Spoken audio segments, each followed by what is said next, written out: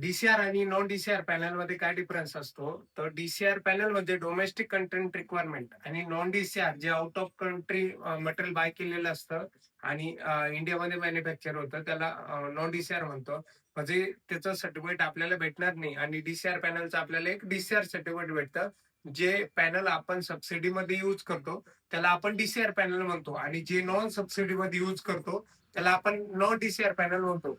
DCR पॅनलचा जर 5 किलोवॅटचा rate आपण बघितला तर 5 किलोवॅटचा रेट जातो 2,75 ते 3 लाख रुपये आणि नॉन डीसीआरचा जर आपण 10 किलोवॅटचा रेट बघितला तर 4 लाख ते 4.5 लाख रुपये आपल्याला नॉन डीसीआरचा रेट जातो.